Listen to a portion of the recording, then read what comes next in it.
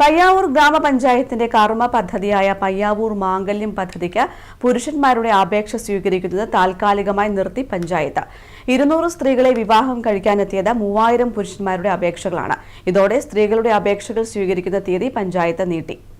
Single women welfare association വഴിയാണ് പയ്യാവൂർ ഗ്രാമപഞ്ചായത്ത് അപേക്ഷകൾ സ്വീകരിച്ചത്. മറ്റ് പല സംഘടനകളുടെയും അപേക്ഷകൾ എത്തിയിട്ടുണ്ട്. എന്നാൽ പുരുഷന്മാരുടെ അപേക്ഷകൾ 3000 കഴിയുകയും സ്ത്രീകളുടെ അപേക്ഷകൾ 200-ൽ താഴെ മാത്രവുമായ സാഹചര്യത്തിലാണ് സ്ത്രീകൾക്ക് അപേക്ഷ സമർപ്പിക്കാനുള്ള തീയതി നീട്ടിയത്.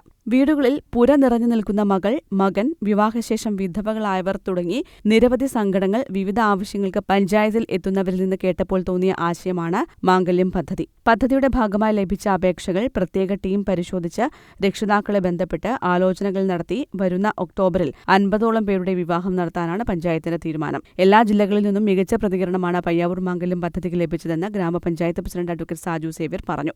അപ്പോൾ കുടുംബത്തിലെ അവസ്ഥകൾ പറയുന്നതോടെ ഒരു കാര്യം പറയുന്നത്, വിവാഹം കഴിച്ചയച്ചിട്ട് വിധവയായി മാറിയ മകളെക്കുറിച്ച്, അല്ലെങ്കിൽ പ്രായം കവിഞ്ഞിട്ടും കല്യാണം ആവാത്ത മകളെക്കുറിച്ച്, പ്രായം കവിഞ്ഞിട്ടും വിവാഹം ചെയ്യാത്ത മകനെക്കുറിച്ച്, മകൻ്റെ ഭാര്യ ഉപേക്ഷിച്ചു പോയത്, ഇങ്ങനെയൊക്കെയുള്ള വ്യത്യസ്തങ്ങളായ കാര്യങ്ങളാണ് ഇവരൊക്കെ സമീപിച്ച് പറയാറ്.